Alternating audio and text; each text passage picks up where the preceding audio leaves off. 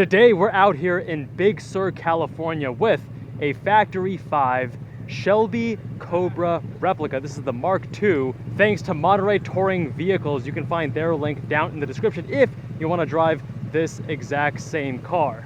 We have a tubular steel space frame chassis with a fiberglass exterior body. We're powered by the Ford 4.6 liter naturally aspirated V8 with a single overhead cam, 2 valves per cylinder.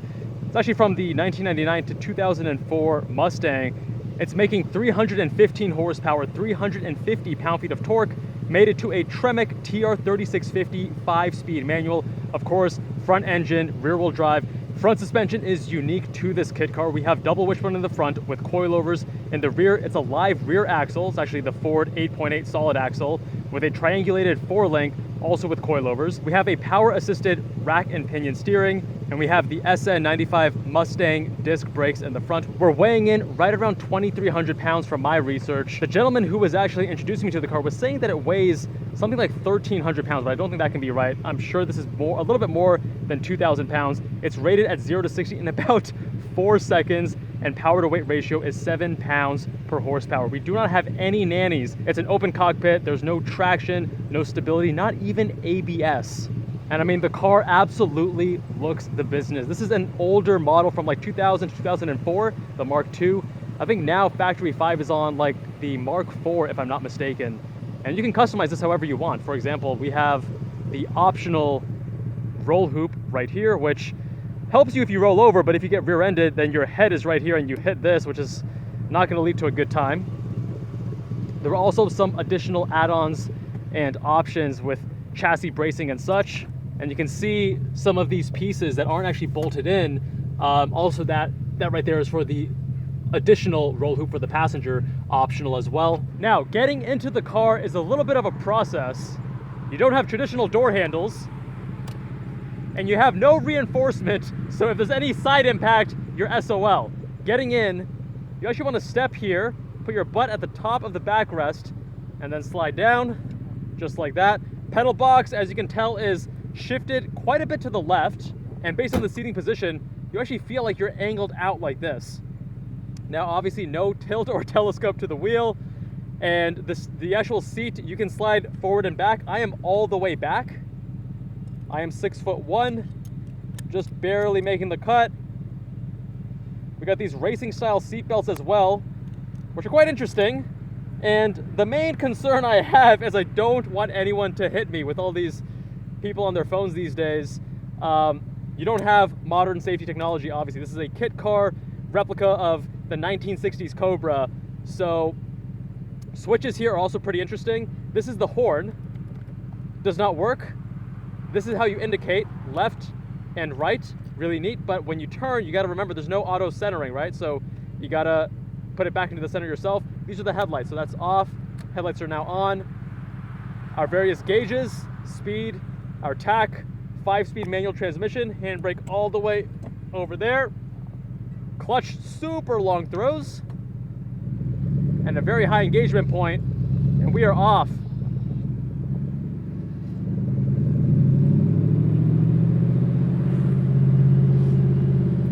And with those side pipes, it is going to get pretty loud when we get on the throttle.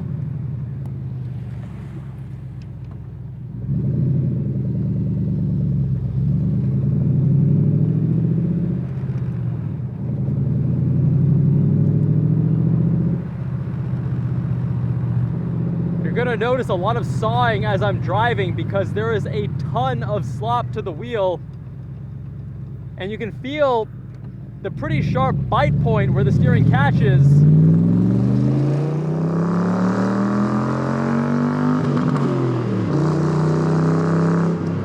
Red line just short of 6,000 RPM.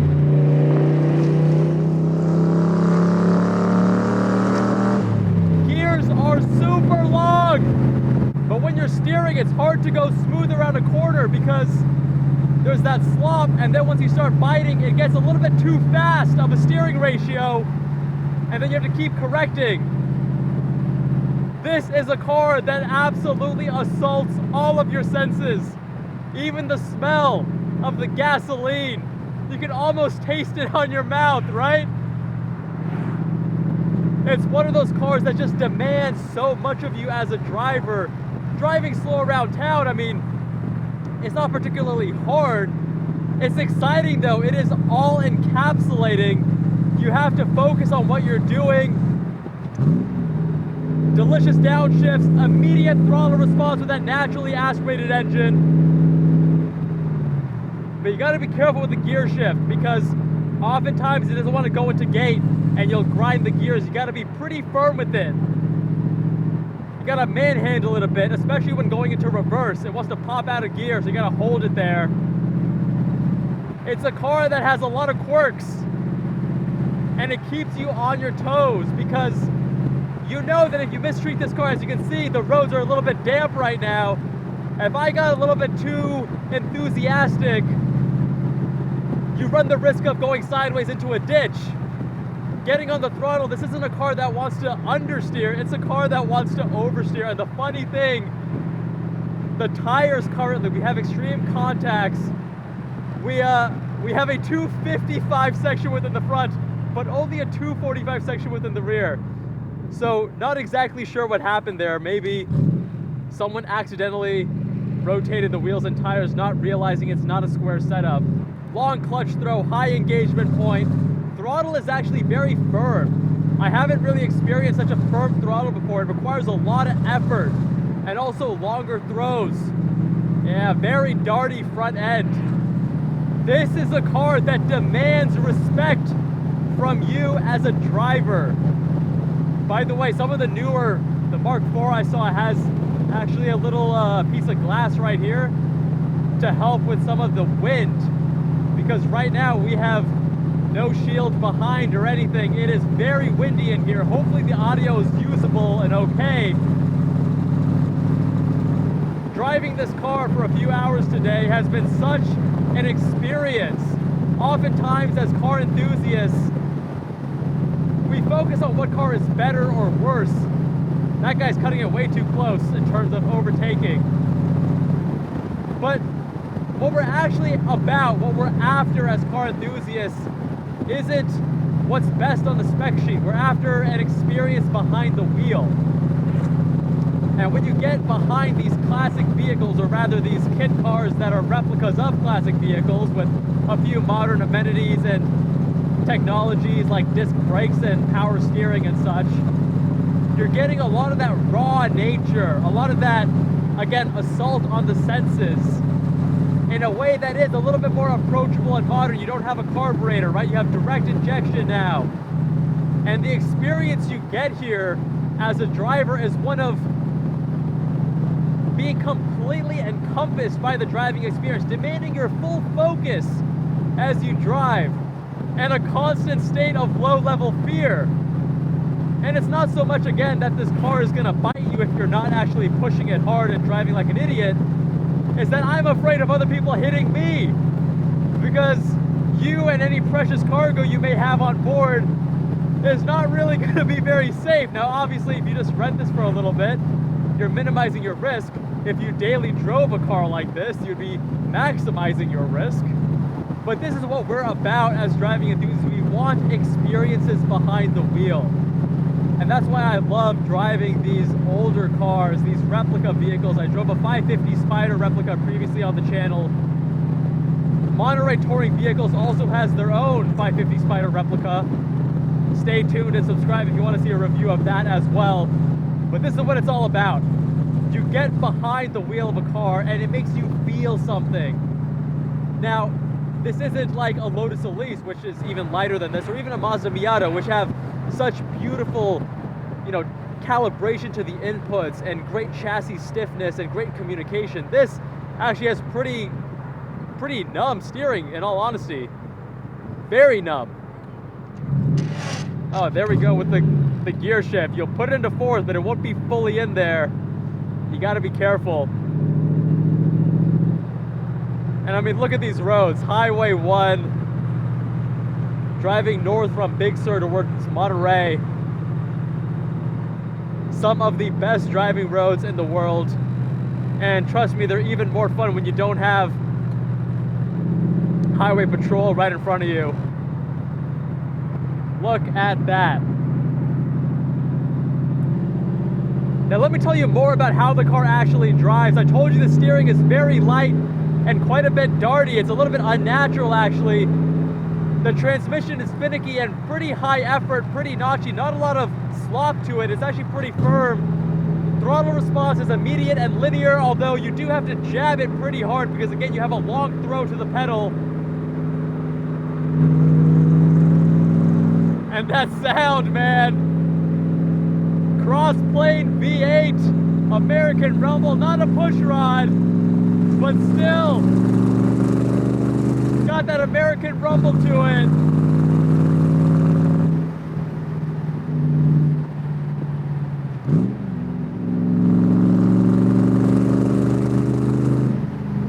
I'm in third gear going 50 miles an hour at only 3,000 RPM. That's how long these gears are.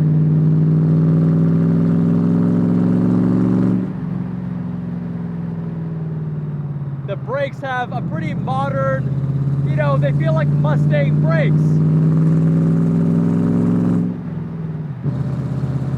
They're actually probably one of the more modern inputs in the car. One of the more natural inputs in the car too. Oh my God, this front end is so darty. I cannot be smooth at all. I'll tell you what though, this is a drive I will never forget because it is such a unique experience.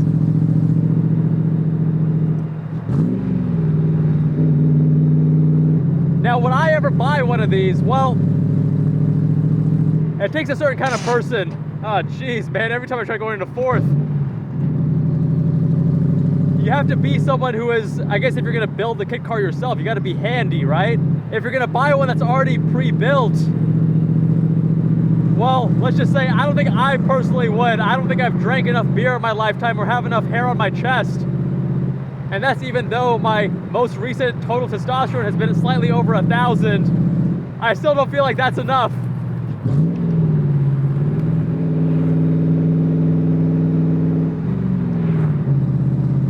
Part of the reason why this car is actually challenging to drive and does not encourage you to push it hard at all is for a few reasons. Number one, the chassis isn't that stiff and it's not that communicative actually. Both through the chassis itself and also through your inputs, the steering wheel. You don't actually know what's happening at the front end. Then with the lightweight, the high torque and power figures, and the reputation these cars have, you have even less reason to want to push it. And now we're getting a bit of drizzle with no top, no traction. Let's get this back to Monterey touring vehicles as soon as we can. In one piece. I guess if you drive fast enough, the rain won't even come inside the cabin, right? There's no windshield wipers, shit. There was no rain on the forecast today.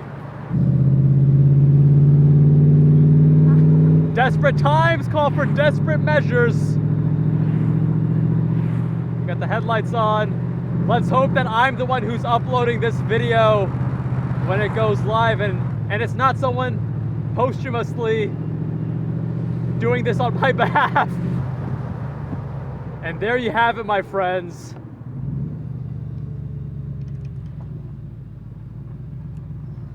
The Factory 5 Cobra Replica, or rather the Roadster as it's called, Mark II.